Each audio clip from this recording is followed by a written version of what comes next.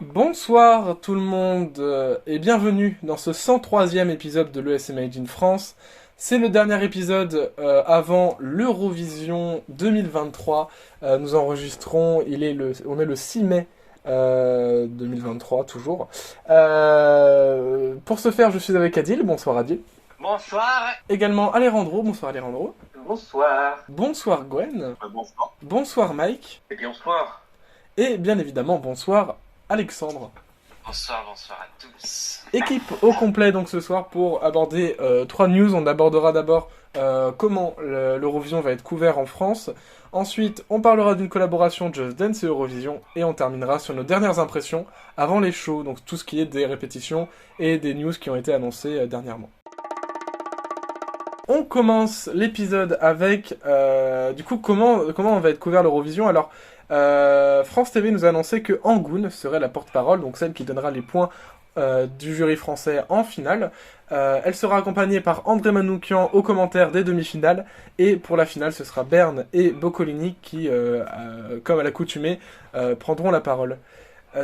Adil, qu'est-ce que tu penses de ce... Toi qui es très passionné quand même par l'histoire des commentateurs, qu'est-ce que tu penses de ce choix? Dans le monde de l'Eurovision, il y a les commentateurs en France, et c'est un bordel pas possible. Beaucoup de changements, à part Stéphane Bern qui se démarque le plus par un record de conneries dites à la minute. Laurence Boccolini s'en sort mieux, mais en duo avec Olivier Mine, Amaury ou Alban Corinda l'année dernière, cela aurait une tournure intéressante. Cette année, pour les deux demi-finales, Alexandra a décidé que ce seront Angoun et André Manoukian qui avaient commenté en 2018 et 2019. J'étais plus démarqué par ses propos bien souvent incompréhensibles, voire à côté de la plaque. Entre nous, il a potentiel pour être un bon commentateur, mais bon, flemme. Alejandro? Non, écoutez, évidemment, Stéphane Bern et Laurence Boccolini, c'est des incontournables maintenant, donc je suis très content qu'ils soient de retour. Après, Angoun, porte-parole et commentatrice pour les demi-finales, je suis très content aussi. Et André Manoukian, je suis un peu en mode Osef. C'est vraiment... André Manoukian, j'ai l'impression qu'ils l'ont un peu placé là au pif parce que il a été juré pour Eurovision France, tout ça, mais qu'il a déjà, je crois, commenté dans le passé, mais c'est tout, quoi, donc vraiment au pif. Et c'est pas celui qui est le meilleur dans l'exercice, on va dire. Disons qu'André Manoukian, c'est un expert musical quand même qui fait de la Oui, musique. pour cet aspect-là, oui, mais... Gwen? Concernant les commentateurs, je me dis, bon, pourquoi pas Angoun et André Manoukian en demi-finale. D'ailleurs, je leur souhaite bon courage pour la Croatie. Je pense qu'ils vont pleurer un petit peu de eux, ils vont en chier surtout. Non, pourquoi pas pousser, ça peut marcher. Après, faut pas oublier qu'il faut présenter les chansons, faut donner leur avis. Faut pas oublier qu'Angoun, c'est une chanteuse, qu'André Manoukian, c'est aussi un musicien et un professionnel de la musique. Donc, qui sait, ça peut peut-être fonctionner, je ne sais pas, on va voir ce que ça peut donner.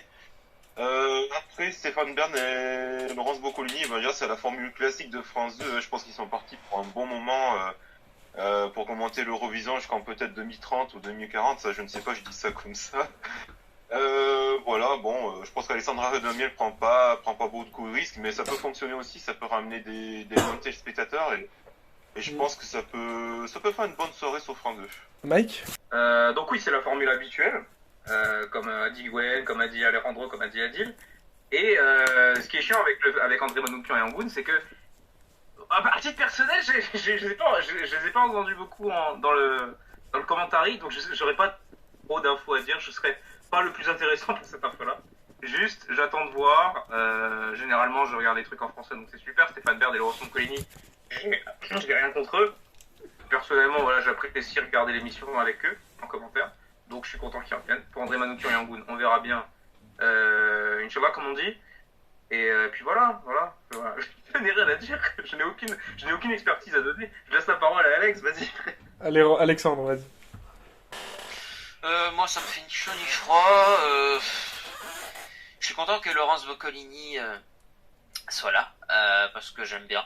J'ai toujours aimé cette animatrice et globalement, Angoun, je m'en fiche un peu.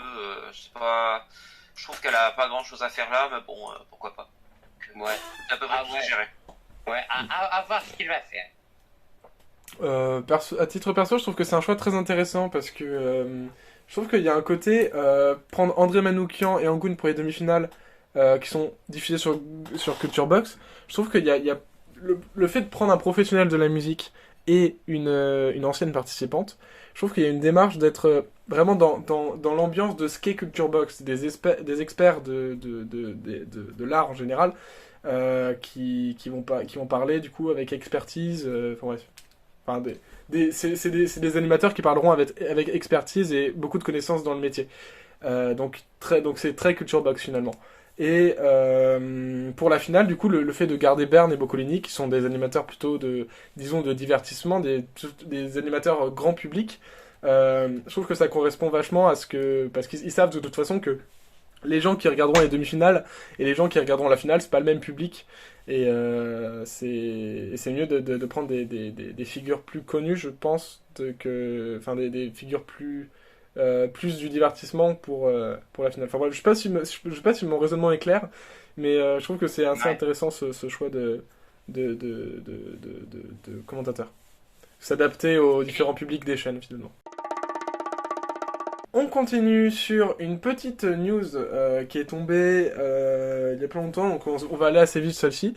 Une collaboration entre Just Dance et l'Eurovision a été annoncée pour le prochain Just Dance. Donc ce ne sera pas un Just Dance spécial Eurovision, mais un Just Dance avec des chansons, avec plus de chansons de l'Eurovision à l'intérieur. Adil, tu voulais en parler ? Ouais, parce qu'en fait, mon frère aime beaucoup ce jeu, étant un Eurofan. Bon, le mélange ne va pas être joli à voir, mais bon, c'est juste qu'il y avait pas de chansons de concours qui étaient dans le jeu. Genre Satellite de Lena qui avait gagné pour l'année en 2010, Toy de Neta Barzilai, il y avait Think About Things de Daddy, et même des chansons qui ont pas fait l'Eurovision, des artistes, ouais, genre Emma Maroney. Alors moi, je suis sûr qu'ils vont mettre Slow-Mo, Fuego, ça peut, les chansons de la quintessence pour danser. Et je milite secrètement pour Allez Ola Olé de Jesse Matador et Give the Wolf Banana de Subwoofer parce que le potentiel pour faire des parties endiablées sur ces musiques, c'est très haut. Je pense qu'il y aura Give That Wolf Banana, ça m'étonnerait qu'il n'y soit pas. Oui, je crois que c'est dedans, hein. Il me semble que c'est dedans. Alejandro ? Mais non, justement, moi je suis très content justement de cette collab parce que certes, bon, on a déjà eu des anciens Just Dance avec des chansons de l'Eurovision, mais le fait que là, on parle vraiment de collab avec justement qu'il y ait plus de chansons du concours, bah, ça va peut-être justement donc redorer en partie l'image du concours en disant bah voilà, justement, il y a des chansons qui sont excellentes et qui peuvent qui sont aussi bien que ce qu'on peut avoir en World Chart, etc.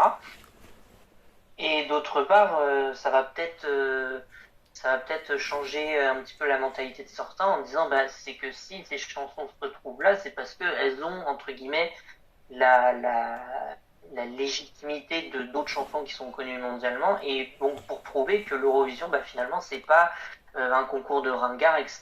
Donc peut-être que ça va faire du bien et que ça va changer les esprits, quoi. Donc c'est pour ça que je suis content. Et moi franchement, je souhaite à dire qu'en fait, Just Dance, c'est un jeu que j'aime beaucoup, parce que il est très fun à jouer. Enfin, en fait, ça coule les deux sources, hein, de faire une collab Eurovision et Just Dance. Et il était temps que ça arrive, je trouve. Et on va terminer cette émission sur une partie où chacun notre tour, nous allons donner nos dernières impressions avant le concours. Alors je rappelle que du coup on a eu les répétitions dernièrement. Rassurez-vous, si vous n'avez pas vu les répétitions, on va pas spoiler énormément. Mais on a aussi des news qui ont été annoncées, des rumeurs qui ont été données, comme par exemple le fait que les qualifiés ne seront plus annoncés alors qu'ils sont dans la green room, mais tous les participants iront sur scène et seront annoncés tout d'abord 5 participants, ensuite une interview des 5 qualifiés et 5 participants et du coup les 5 derniers interviewés. Et du coup voilà des petites news comme ça, des petits changements. On sent que l'UR enfin la BBC veut se démarquer sur l'Eurovision cette année. Adil, quelles sont tes dernières impressions avant le concours qui se tiendra du coup mardi? Alors, pour les festivités de mardi, je me dis, avec la première demi, on va avoir des dingueries niveau mise en scène, niveau créativité. Hein. Je pense à Matt ou la Sami par exemple. Et je vais rien dire sur les autres parce que on ne va pas spoil tout.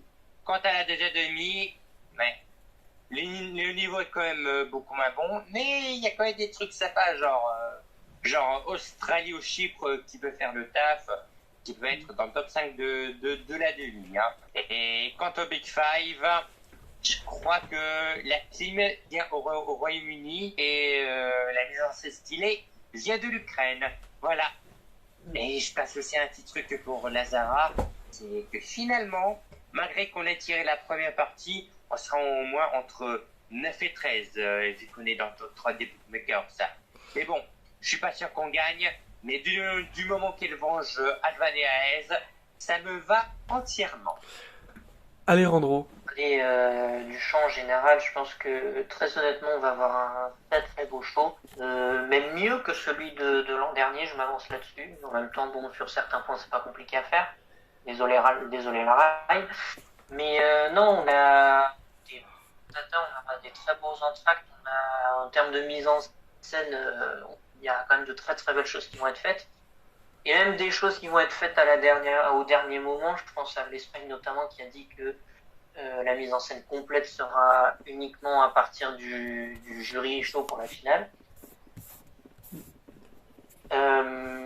Et après, c'est bien aussi, je trouve que la BBC justement ait intégré quelques petits changements à droite à gauche parce que certes, on se souvient des éditions de l'Eurovision justement par leur slogan, par leur logo, etc. et par certaines chansons.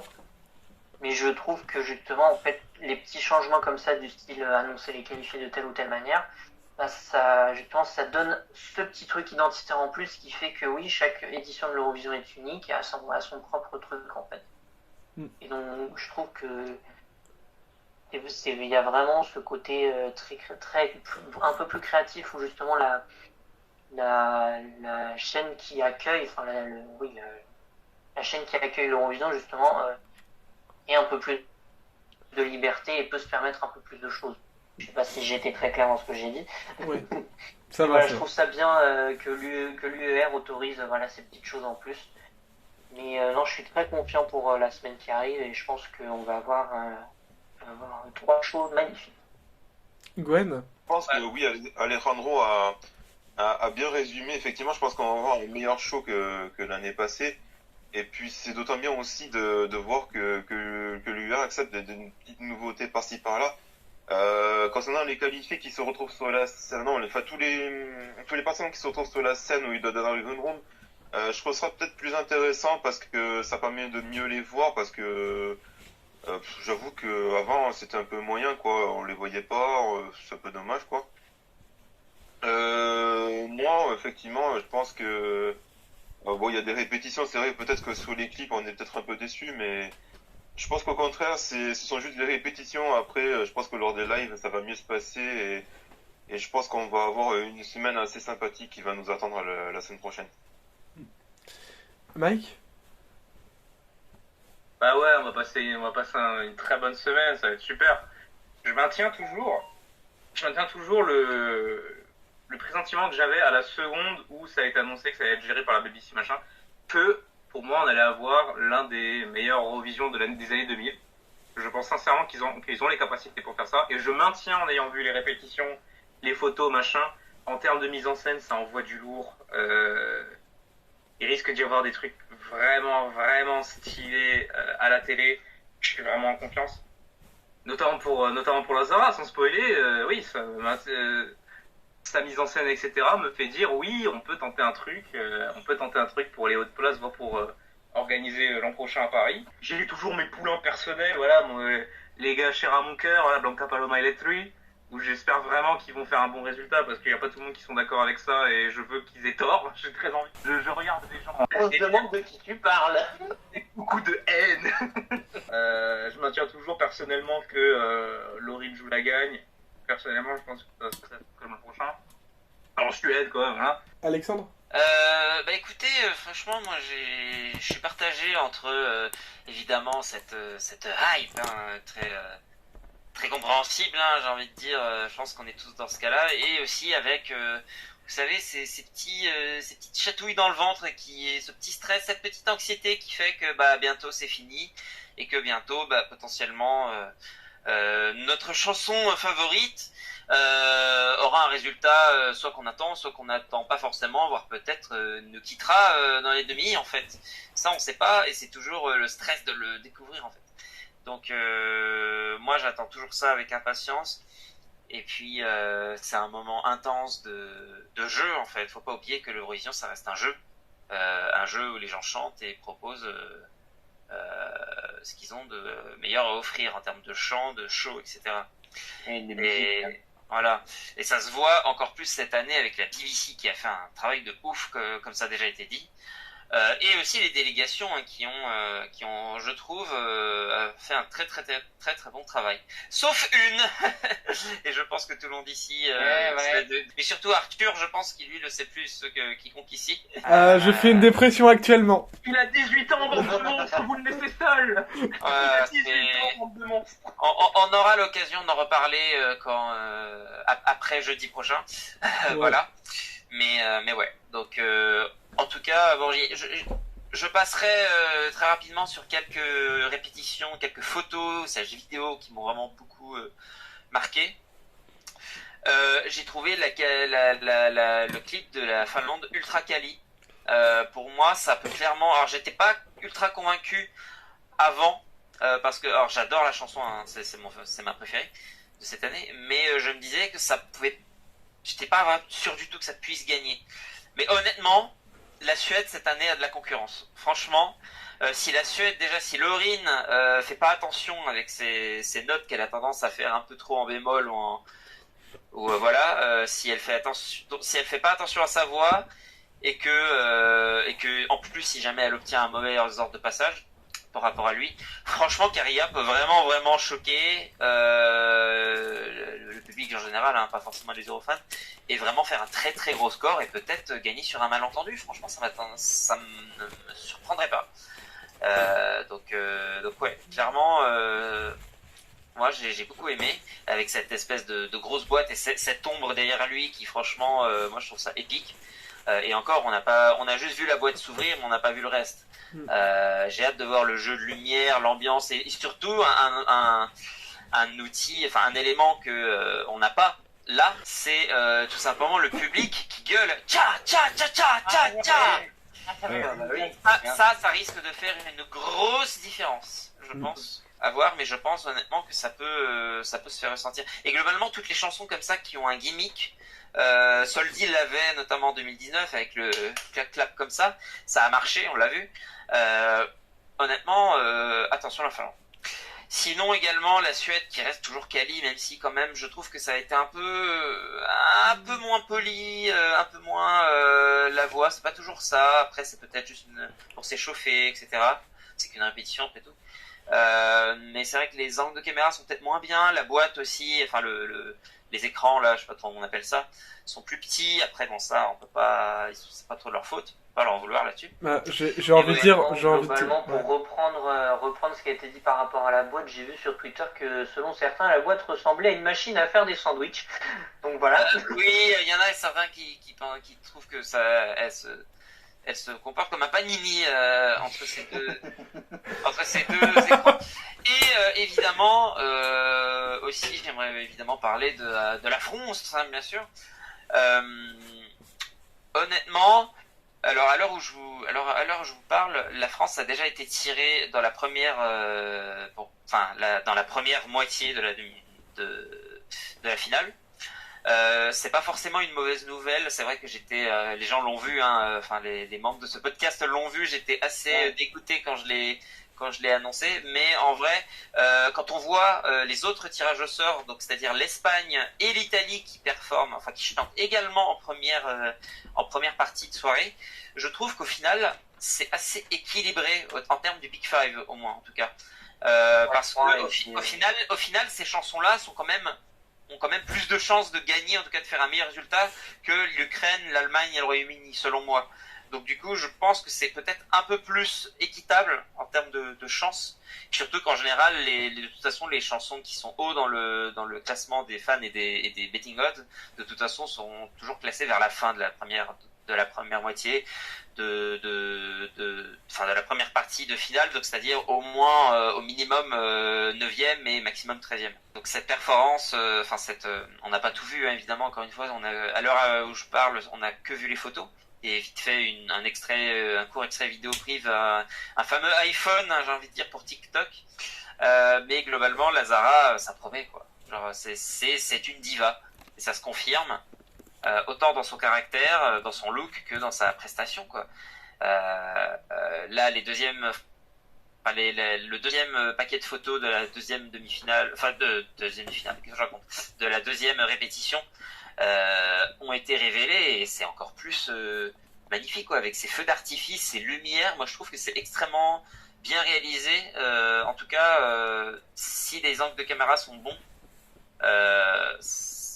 franchement l'effet cinématique peut être assuré, et ça peut rendre vraiment très bien.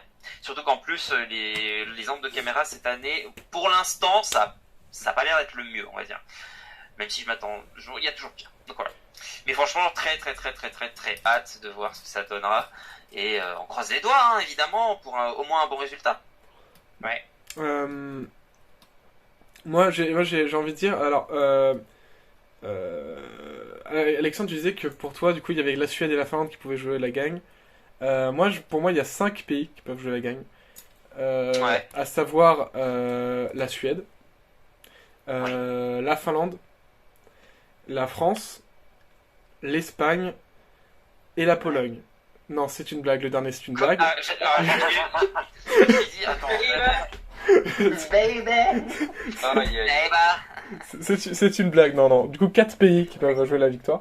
Je vais m'expliquer, du coup, oui, bon, la Suède et la Finlande, pour les raisons qu'on connaît, on va pas le répéter 1000 fois, c'est du génie et tout, enfin bref, Slay, Queen. Pour la France, parce que, bordel, franchement, on a un staging de fou.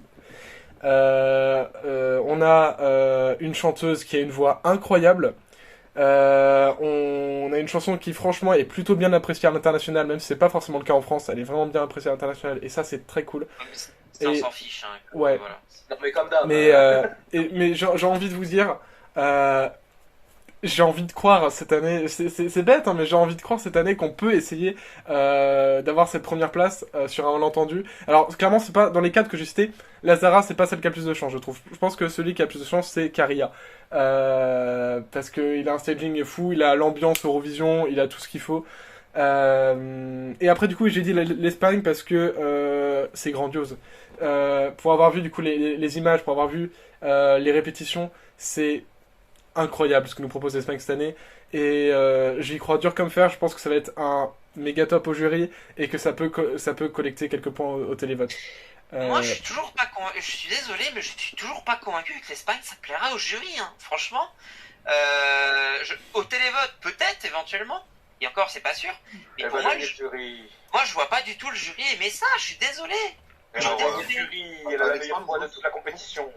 Alexandre, moi je pense plutôt l'inverse. Je pense plutôt l'inverse d'Alexandre, je pense plutôt qu'au contraire, c'est le jury qui va apprécier, mais pas public, parce que public, voter pour ce genre de chanson, je sais pas. Non, je suis pas sûr. Hein. Bah, ça, je suis à la limite, oui, le télévote, effectivement. Mais moi, je suis désolé, mais je vois pas le jury non plus. À mon avis, en fait, il y a des chances que ça se place au pire au milieu, je dirais. Donc, au pire, genre vers la 13e place. Et au mieux, je dirais, au mieux, une 5e place. C'est juste un avis, hein. Après tout, ça se trouve, j'aurais totalement tort, et ça serait pas la première fois, d'ailleurs. Mais ouais, en tout cas, après, la chanson reste quali, évidemment. Oui. C'est une chanson à scène, déjà. Elle a une prestance de fou. Il y a une aura qui se dégage de tout ça. C'est très symétrique, c'est organique, c'est organisé, c'est quali. C'est juste que je ne suis pas sûr que le jury sera tolérant face à ça. Et c'est vrai que ça serait dommage. Le gros problème, entre guillemets, le problème qu'on a justement par rapport à Yaya, c'est que et je parle en connaissance de cause, je suis l'espagnol du groupe, donc je parle en connaissance de cause. Espagnol du groupe. Le truc, c'est qu'en fait, c'est très difficile pour nous de savoir où est-ce que ça va terminer pour plusieurs raisons. Déjà, le flamenco à l'Eurovision, bon, comment vous dire, ça s'est vu très rarement. La seule grosse fois où ça s'est vu, ça a floppé comme pas possible, ça a fini dernier. Sauf que je vous parle de ça, ça fait au moins une trentaine, voire une quarantaine d'années. Donc le recul, au final, il veut trop rien dire. Et ensuite, après, le package est là, scéniquement c'est bon, le fond de la chanson, ce qu'elle transmet, la voix de Blanca, enfin il y a tout, il y a vraiment tout qui est nickel. Mais c'est vrai que même avec ça, enfin, comme je vous ai dit, le genre fait qu'on peut pas juger. Et ensuite, je vais revenir sur un truc qu'on a déjà dit aussi plusieurs fois, c'est que comparé justement à Caria ou à Lauryn ou à Lazara par exemple, c'est que en fait Yaya c'est une chanson qui n'est pas faite pour la radio mais qui est faite justement pour le live. Et c'est justement là, en fait, où, donc déjà ce point de vue-là, mais en plus c'est une chanson qui, soit ça passe, soit ça casse. Donc forcément, le problème, c'est que faut que tous les astres soient alignés, en fait, pour que le live soit vraiment nickel et au point, bon, ça j'ai pas trop de soucis à me faire, et que après, ensuite, ça accroche chez la majorité des gens, sauf que c'est tellement particulier, c'est tellement loin pour ceux qui n'ont pas justement ce côté, qui n'ont pas cette culture latine, et bah qu'en fait ça peut casser ou ça peut fonctionner. Donc c'est vraiment, je pense que de toutes les chansons qu'on a, je pense que justement l'Estelle sera celle où le classement est plus incertain, quoi qu'il arrive, dans tous les cas de figure possibles, quoi. Je vais terminer du coup sur mes impressions. Je trouve que après, mis à part du coup les 4 pays que je trouve qui peuvent jouer une victoire, j'ai eu des bonnes surprises, notamment Moldavie, c'est magnifique. J'ai beaucoup aimé aussi les répétitions. Je crois, attendez, je regarde vite fait parce que j'ai pas tout en tête. Ouais, j'ai beaucoup aimé les répétitions de Lord of the Lost. J'ai pas été déçu. Pareil, enfin pour mes favoris, j'ai pas été déçu. Voyager, j'ai pas été déçu. Sudden Light, j'ai pas été déçu. Enfin voilà, je trouve que on nous promet. Je trouve que là j'ai l'impression de revoir un petit peu un Eurovision 2021 et du coup un très bon Eurovision. Et je trouve que, enfin, j'ai super hâte. Après, oui, bien sûr, j'ai été déçu sur seulement 2. En fait, il y a que deux performances où je m'attendais un peu à plus. Mais en même temps, les deux s'excusent parce que c'est pas des délégations qui ont beaucoup d'argent. La première, c'est Saint-Marin, où j'ai trouvé le staging. Il n'a que 18 ans. De quoi? Il n'a que 18 ans. Ah, mais attends, non, mais là, je parle de Saint-Marin. Ah, pardon. Ah, attends, je vais y venir. Mais oui, du coup, Saint-Marin, j'ai trouvé le staging malheureusement super vide, mais ça s'explique parce que le pays n'a pas beaucoup d'argent dans le concours. Et en même temps, c'est vrai que Saint-Marin nous a habitués quand même à des stagings plus grandioses. Pas beaucoup d'argent, ils ont eu assez d'argent pour inviter Florida, je suis désolé.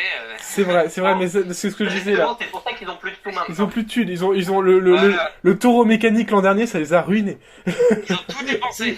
Il y a eu des vagues de tentatives de suicide, ils ont fini bottom 5 avec Florida. C'est ça. On a Mais, tout donné. mais oui, et du coup, oui, je vais venir du coup à mon chouchou, Théodore Andrei. Ah, je vais pas vous cacher que j'ai perdu tout espoir parce qu'en fait, non seulement effectivement, il est pas aidé par la TVR, il doit faire tout lui-même. Alors, ça fait un joli truc, un joli truc fait maison, une performance fait maison, mais ça marche pas quoi. Ça fait un peu. Bah, les mots sont durs, mais ça fait un peu tâche à côté des autres participants, je trouve. Les gens vont pas être au courant de ça. Ouais, en plus, ouais, c'est le pire finalement. C'est le pire finalement dans l'histoire, c'est que les gens seront pas au courant de tout ça. Je trouve que aussi Il a fait un mauvais choix, je trouve, qui était de rajouter une partie acoustique dans sa chanson. Pourquoi? La chanson était super bien, pourquoi pourquoi avoir fait ça? Et ouais, malheureusement, il a que 18 ans, et j'espère qu'il reviendra à l'Eurovision. Peut-être pas pour la Roumanie, mais je veux ce gamin a un talent extraordinaire, et c'est dommage que tout soit envolé, enfin, Ouais. tout soit utilisé comme ça. Je pense que si avec Gamin, les- elle a le même âge que lui quand même.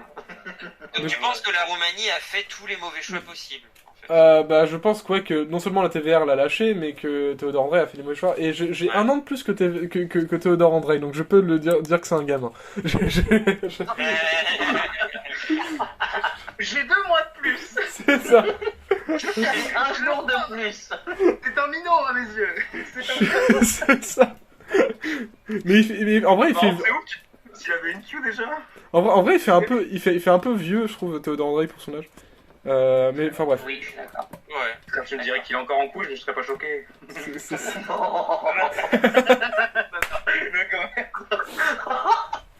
Ah, Il est pas perdu. Le coup est C'est sincère. pas perdu, je m'y attendais pas. Il passe le brevet là, il passe le brevet. Eh ben, on a terminé. Merci à tous d'avoir été là. Le prochain épisode sera un épisode spécial. On débriefera du coup l'Eurovision 2023. Les résultats, les demi-finales, les prestations, les interval acts. On va tout débriefer du coup dans le prochain épisode spécial. Merci à tous de nous avoir suivis jusque-là. Le podcast est disponible sur Spotify, sur Deezer, sur Apple Podcast, sur Samsung Podcast, sur Google Podcast, sur Acast, et bien évidemment sur YouTube. Merci à tous du coup de nous avoir suivis. Merci Adil d'avoir été là. Merci Alejandro d'avoir été là. Avec grand plaisir. Merci Gwen. Merci beaucoup. Merci Mike. Puisse le sort leur être favorable. J'aime le cinéma. Oui, moi aussi, j'adore le cinéma. D'ailleurs, Oui, le oui, nouveau oui. Hunger Games le 15 Ah, novembre. La pauvre Katniss. Voilà. Merci Alexandre. Et merci toi aussi, de rien. Merci beaucoup, et bah, bonne soirée à tous. Bye bye. Salut, au revoir. Salut. The guy for the tree.